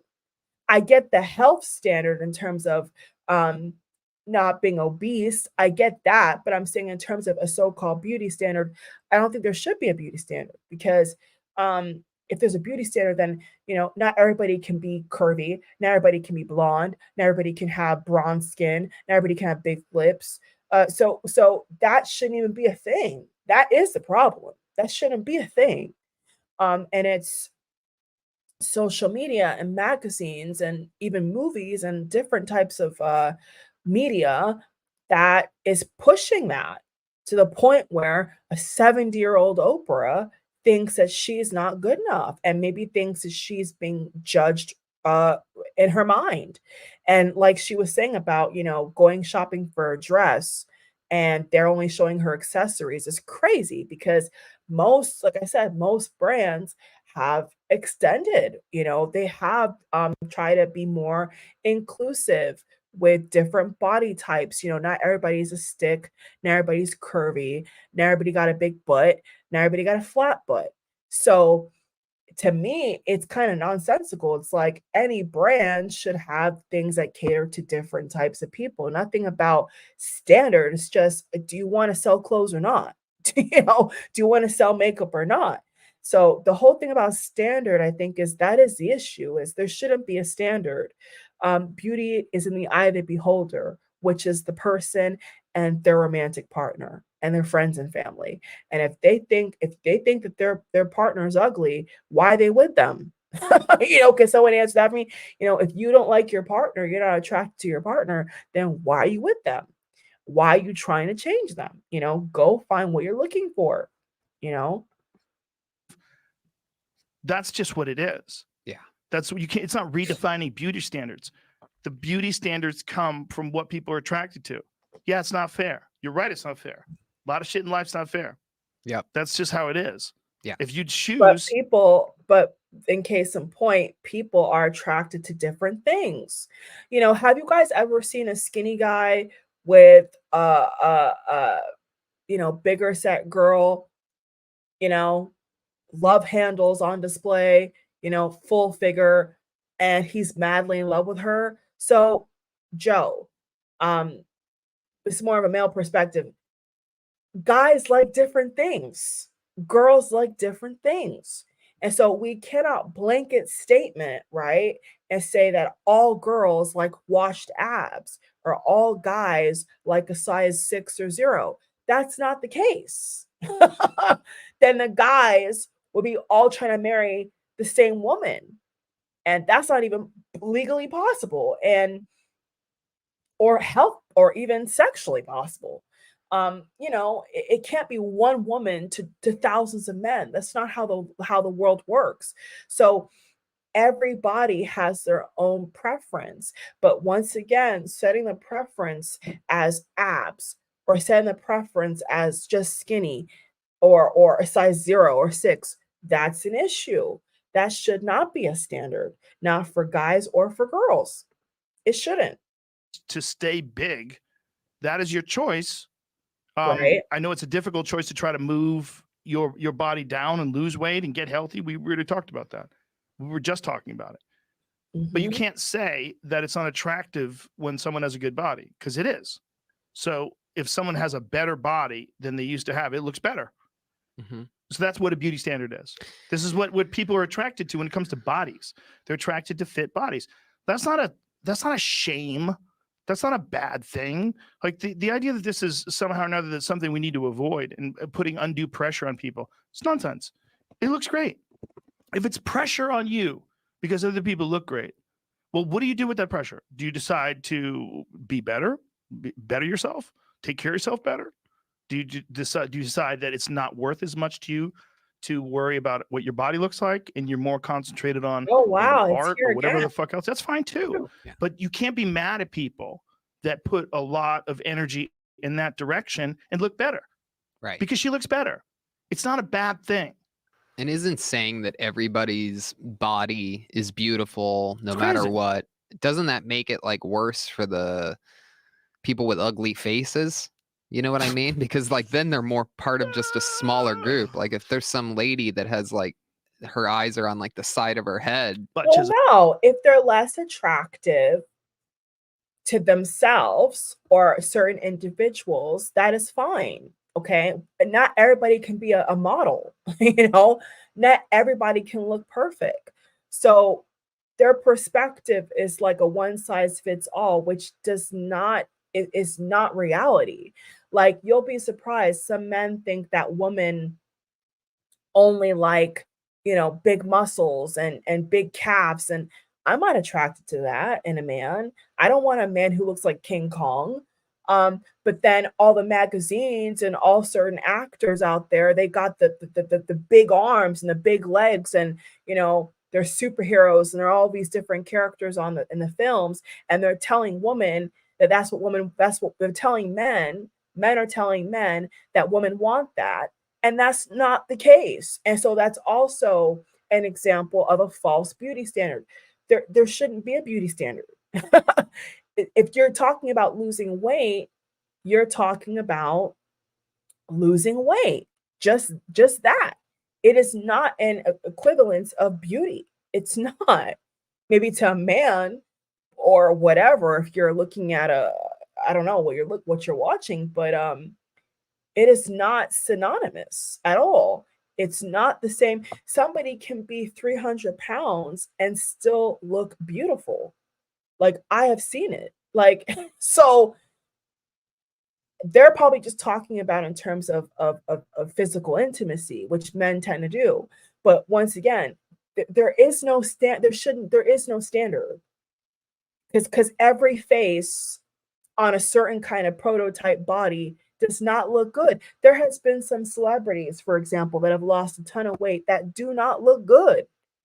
They don't look good. And to them, or whatever they're trying to talk about, it is the standard, but it doesn't look good. And people will say in the comments, they look better with more weight. We've all seen that. So there's a lot of, I feel like, equalization of things that are not equal at all, that do not equate each other. Like Khloe Kardashian was still attractive when she was considered the fat sister. And she's still considered decently attractive to people now that she's lost a ton of weight. So the weight is just not determined if you're attractive at all. It doesn't, because why do you then have skinny guys with girls who are heavy set? Well, you know why? Because that's what he finds attractive. And to whoever, that's not a beauty standard, but to him, that's what he finds attractive. So we have to kind of break down here. This was a good example. Now, I found another Joe Rogan video because I guess he had high views on what he was talking about. So I wanted to use his commentary as an example. The same weight loss drug that they're tied to Khloe and Oprah. I found a video only a year ago of them talking about it, which I've never seen. So we're going to pull it up now and watch it. And let's see what they have to say about this. This is the weight loss kills your drug. appetite, and they're doing it. What is it called? I actually know exactly what you're talking about because someone. What is it called? It mimics had you had like the stomach surgery, like in terms of appetite curbing. Right. I know this because yesterday someone told me that someone they know got it. They were talking about the Kardashians. They were talking about how they lose all this weight, like the larger girl, Khloe. They were saying that she's always had a problem with weight. Now she's ripped, and that this is what these people are taking. She's larger. You know the conspiracy on that one is? She's O.J. Simpson's daughter. Yeah, that's a conspiracy. I don't. Yeah, I buy it. I'd like to get a strand of her hair and run it through a lab. I bet you can. I bet they'd sell it to you. How much? I don't know. Probably. First of all, she's taller. She's like almost what? It's like 6'1", 6'0". Courtney's like 5'2", 5'3". Kim's like 5'4". So once again, I'm not, and he's not a representation of all men. He's definitely not. Once again, the wording, the generalization is not correct. She is way taller than the other Kardashians, and she has lighter features than the other Kardashians. So what that comment was is not fair to Khloe. But I get you just have to brush up against her. True. You probably couldn't get that close. No, security tackle you. There's that fine line. You know, as a woman, it's like you don't want to win or whatever. I have an issue with that whole family's ethos. There were parts of them that I thought were so good, the older parts. And I guess at the end of the day, this goes back to, you can't have someone be your end all be all. Like whatever they do, they seem sad. And they live in this bubble. They probably have a lot of yes people. I think as a consumer, put on your fucking hat and realize like these people are not... They're selling you tummy tea, detox tea, waist trainers. These are people that are deeply unhappy with their bodies, as most women are, but you don't have access to the same things they do. So you can work out and diet all you want. You're never going to look like that. And I think that's really hard. I want to make a point with what she just said. She said that most women are deeply unhappy with their body. Now, why is that? Because of the conditioning. They're not unhappy because of their own thoughts about themselves. They're only unhappy because of what others are saying about their body. That is another point, great point that I can make with this video right here. Now, that's a shame, okay? If people really feel that badly about it, it's probably because of other people telling them that they're not pretty enough. Because if someone's perpetually telling you you're not enough, then you're going to begin to believe that if you have low self-esteem, correct? But if you actually love yourself and you have people that are supportive of you, and you've had loving, romantic partners, then you don't think that way. You're only going to think that way if something out there in the world is conditioning you to think that way. That's where it comes from, or inside the house, unfortunately. People to wrap their mind around. When you look at Instagram and stuff, it's really, there's that disconnect, that cognitive disconnect of like, no one looks like that, but I sure would like to try. Yeah. And this is not a happy person, but this is also a person who's been called the larger one and ugly and all these things her whole life. So that's probably, this is larger. She is That's what I larger. said. Psychologically, it's not your fault. Psychologically damaging, but this shot works. I can't believe she's people ripped now. I can't believe people keep buying into this. I haven't taken it yet. Is it that? Is it that NFT? Are you gonna? No, are you worried? Make sure it doesn't show on here. So for you to be surprised or let down at this point is really more an indictment on your intelligence. Yeah. Really? Like, you think the family that would sell their own children for money, you think the family that sold you tummy tea and diarrhea pills, you think the They family had diarrhea pills? diarrhea pill, you think this But did they really have diarrhea pills? I think their detox tea gives you diarrhea. Does That's it? how you detox. You take a shit. I don't think that's think- the mechanism involved in detoxification. Detox tea. But you would also not take that's why it's not real. But what is it? Tummy teas, they make you take a dump. I literally have never Dump I've it out, heard Joe. people say tummy tea. The most thought I've given to it is saying those words. That's Just what it there. is. I've never thought about it at all. I don't. Chances are it involves taking a shit. Do you know what it is? Even the semaglutide is going to make you have diarrhea. Where do you think these That's a times they side gotta effect. escape from It's gotta somewhere? go somewhere. You're not Yeah. sweating out the fat like someone putting in work. And But tummy tea, is that real? What the fuck Yeah. does that do? Does it this was just kill your early- appetite? This was like early 2000s Instagram marketing tummy Yeah. tea.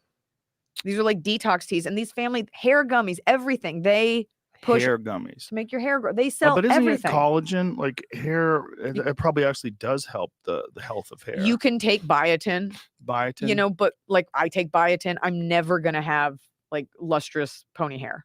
Like it will grow in. I had a baby, so it's like, you know what I look like? All the hairs in the front broke. You know how like Puerto Rican guys get like the Caesar, like it's a very Yeah. like Guido look. That's what I have, like Oh. a full Caesar in the front because Nice. your hair breaks, and it will never look great, no matter how much biotin I take. And so I think at a certain age, it's on you. Like if you're still looking at these petulant women as some source of Exactly. inspiration, like that's on you. Yeah. Yeah, I think so too. But I think you're right about young people. The thing that's fucked is that that empty pursuit of fame for no reason. Like it used to be that if someone, if you were younger and you looked to some celebrity that was a singer, Beyonce or whoever it was, you're like, God, I wish I was like her. Right. Well, that's someone who's like putting out like this incredible work of art that affects millions of people. They dance to it, they sing to it. Like it's very inspirational and aspirational. Like, God, that would be amazing to be like her. She inspired me to get into music. She inspired me to pursue my dreams.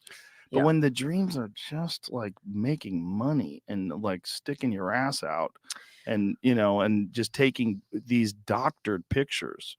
I don't feel the need to defend this family. The one thing I will say, you have someone, however this came about, made a sex tape with a guy she was dating, and that guy's obviously a scumbag. I can respect that she didn't just lay down, and I'm saying this is a joke, and take it. Like that tape leaked or however they got a hold of it. This was going to be used against her. This guy had the tape and he's had other tapes. And to pivot, because there are plenty of people who have leaked sex tapes that have not risen like a phoenix, right? Yeah. I can be okay with that. And I can be okay with, and I will say this, and I feel like we talked about this on the podcast, but like, if you are not rail thin, if you have thighs, if you are, and this is for a lot of women of color in particular, but even if you're just a white girl and you don't have Nordic model boy hips, these women sort of champion dressing for your curves. And when you don't see a reflection, I'm a white upper middle class woman, and I still almost am like brought to tears when I put on jeans because my thighs are like a little big. So they kind of made it okay. And I can respect that. But anything else, I'm just appalled at them. But I can respect making it okay if you have naturally the curvy body that they have surgery to get. If you have a body like that, I can respect creating a place where, as a girl, you might feel okay about the body that you have. The fucked up thing about that whole skinny look, like really scrawny look that some women think is attractive, like men don't think it's attractive. But that's not something that guys like. It's in actually, general. it actually has less to do with guys and more to do with an inculcation of an ideal. See, so I caught him. So the previous video, he said beauty standard is certain body. Now in this video with a white lady as his host, he's saying to her while she's talking about her insecurity, he just said in front of her face, "Oh, the scrawny, skinny look is not attractive." What? Like, do you see how they flip flop on the so-called beauty standard? Like, what?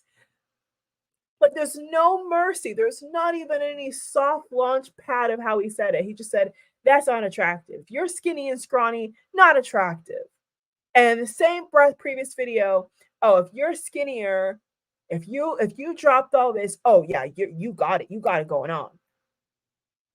That's why you can't live for other people's approval. That's why you can't live up to these so-called beauty standards, because you're always going to fail at something. You got the butt, the boobs, the thighs, and then not have the lips, or you have the lips, the thighs, you don't have the butt, or you don't have the boobs. It never ends, guys. It's never going to end. If you live like that, you think like that, it's never going to end. That's why I said that I was shocked that women over 50 are still on this BS, because that's something that even from high school, this is something even from high school that I'm aware of a woman, kind of coercing other women into doing, because it's what's the trend at the time. Nothing to do with being healthy. It's just, it's just a trend, so let's just do it. No, it's not sound thinking, it's irrational thinking. A brainwashing that is hard to unscrub, and it has, so they kind of made it okay, and I can respect that, but anything else, I'm just appalled at them. But I can respect making it okay if you have naturally the curvy body that they have surgery to get. If you have a body like that, I can respect creating a place where, as a girl, you might feel okay about the body that you have. The fucked up thing about that whole skinny look, like really scrawny look that some women think is attractive, like men don't think it's attractive. But that's not something that guys like. It's in actually, general. it actually has less to do with guys and more to do with an inculcation of an ideal, a brainwashing that is hard to unscrub. And it has to do, I mean, it's Isn't deeply it from modeling photos? It's Because models hang. they're like hangers. The yeah. clothing hangs, and a lot of gay Right. guys model, and they model women's bodies after boys' bodies, right? This is all about how the clothes will hang, and it's so built into our society to be smaller, which ties to feminism and making yourself smaller. But I cannot, even though I love my body, like I look at those women and I'm like, that's what you want. And Really skinny? I'll never have it. It doesn't matter. But most women, like, it's just a brainwashing thing. You can't get out of that? It is a You can brainwashing. acknowledge that that's unattainable, but, and I talked about this in my stand-up forever ago, like every girl looks at her body, you're like, I just want to lose 5 pounds. Even if you don't need to, like, it's a thing. Right. And it has less That's to do what with I'm being saying. attractive to a It's man wrong. and Yeah. just being acceptable. And most men, good guys, they don't think about women. I always try to explain to women, like, the thing that what you're putting your body through and what you're putting yourself through mentally with thinking you're unacceptable. Most men aren't looking at you like that. You at your worst, your husband's probably still like, that looks really good. Right? Like if your wife didn't shave her legs perfectly, are you going to leave the room? Right. No. And I think this has to do with self-esteem and the way that we treat, that we Absolutely. educate women and the disinformation about their bodies, vaginas, thighs, hips, all that stuff that Absolutely. good men don't actually care about. That's right. This is a perfect video. That's correct. The man for you, the partner for you, whatever you are into, will love you for you and will not ever tell you to change. That's 1,000% correct. I have never ever been in a relationship with a man, and he tell me to drop 40 pounds. It's never happened. And if I was ever even entertaining a guy that would talk to me like that, he would get hopefully not a smack to the face, but would never hear from me again. Because I'm not trying to change for nobody. You hear me? But my damn self. So, and what I like and what I think is cool. So that was a great point. I love what she said. Holy smokes. Yeah, the programming of, just losing 5 pounds, and these girls are, like I said, with the bulimia and all these eating disorders, like, thin as a pencil, and still standing in the mirror and critiquing every part of your body. That's that's not just a mental health issue. That is an eating disorder, and you're torturing yourself over nothing. So here's another article. That was a great video. I really enjoyed that. Surprisingly, I'm actually happy I pulled it up. Here's an article about the poison control now with this whole Ozempic thing. Since they've seen a sharp increase, in people wanting Ozempic. There has been a huge spike. It's called Poison Control, got 3,000 calls due to Ozempic overdoses this year. And the article goes to talk about the poison control centers of popularity of the Semela, that other Ozempic one, Semaglutide, which is what Oprah claims she has admitted to using. Oftentimes, it's a person who maybe accidentally took a double dose or the wrong dose. And that also ties into what and that's how I guess it's taken. It's like through a poke in the stomach or whatever. And that's actually what I think the housewife star was saying, how she had to go to the hospital because maybe her eating habit or however she was taking the Ozempic had a kickback effect. And so people are not even aware of that. You know what I'm saying? So there's always going to be pros and cons to everything. Now let's see about this video. This is probably the last video I have in the arsenal here of the topic at hand. I'm sure there's probably going to be a lot more down the line, but this was with Sharon Osbourne and her daughter reacting. I guess I'm guessing they used it as well because they look much skinnier. But let's just see what they were saying. To be perfect. Oh, I did it through working out. Why I lost. Everybody's got something in life, and mine was, an eating disorder, and I've Oh, she had an eating disorder. There's some music playing in the background. I don't really want the music to be on there. Let me just see real quick.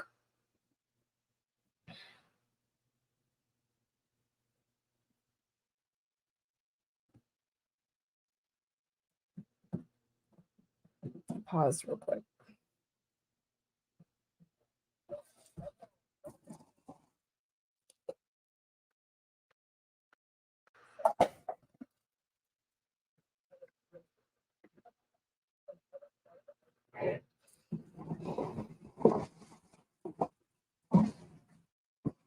Okay, we are back, guys. Okay, so that one had music on it, and I don't want the music in the background. So if I can find a different video, I'll play it. So I'll just go back to the other video. One second. Let me see if it's back.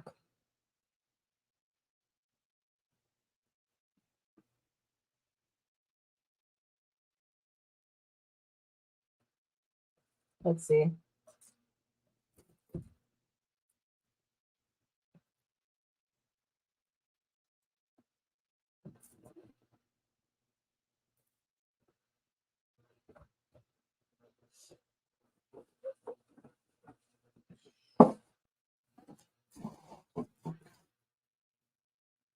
Okay, it's loading. Just edit certain parts out. Okay, we're back. Okay, guys, so that video, it's kind of taking its time.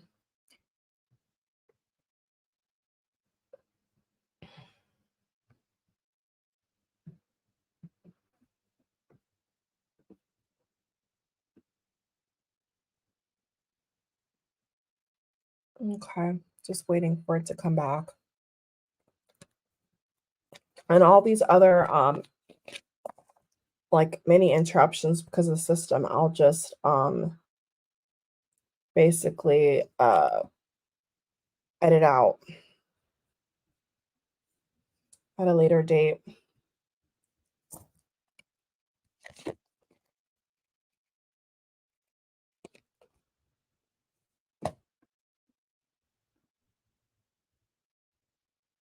$11:11 on the dot. Yes, yes, yes.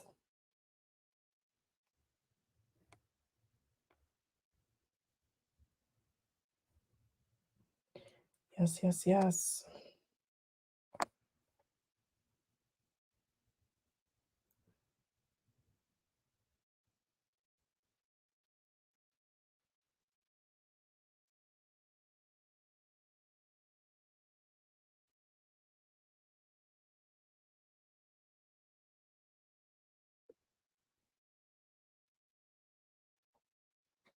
Okay.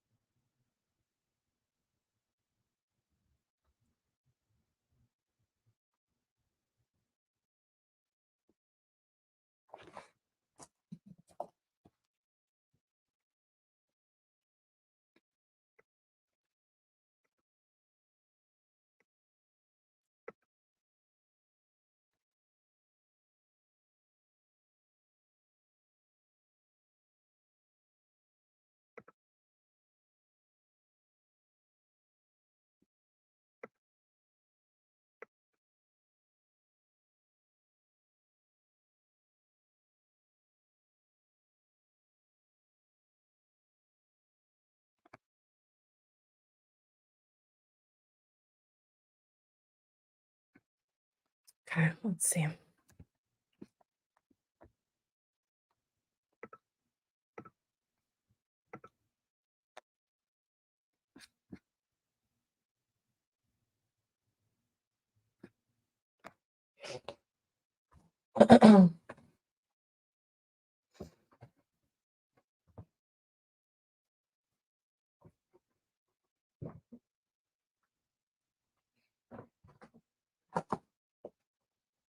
Okay.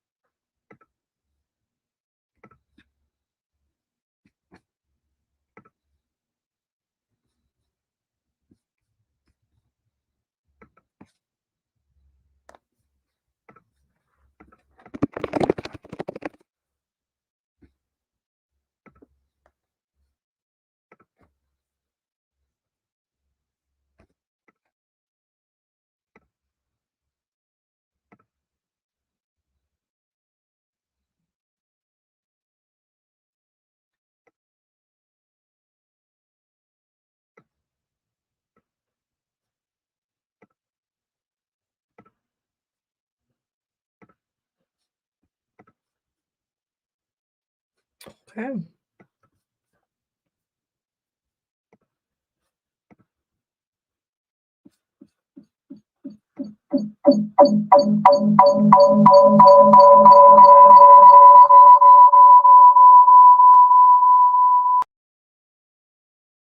Okay, guys, so I just went into a different browser because a Google one is stuck.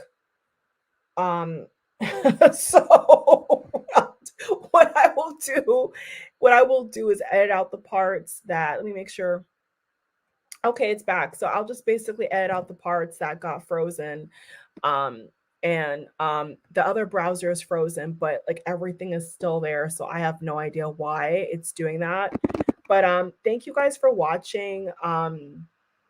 I really think I did some great coverage on this topic in general. I'm sure there's going to be other celebrities that are going to pop out with their Ozempic bodies and cause a commotion. And, obviously, once again, it's up to personal preference, what you want to do with your own body.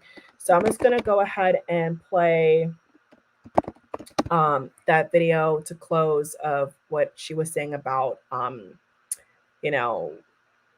Ozempic and all that. And yeah, so that's what I wanted to show to close. And thank you guys for watching. Let me go ahead and see if I can bring this up, and then I'm gonna close. Yeah. Enter screen. No. Let's see. Let's see.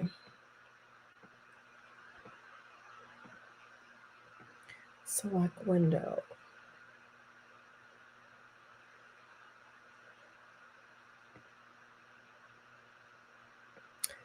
Oh, it's trying to show me. Oh, wait, is it back? Let's see. Looks like it's back, guys.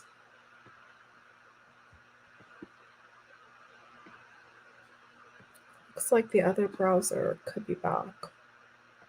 Anyway, actually, I'll just end the video there, guys. So thank you all for watching. I hope you guys enjoyed my coverage of this controversial topic. All right, see you guys next video. Bye.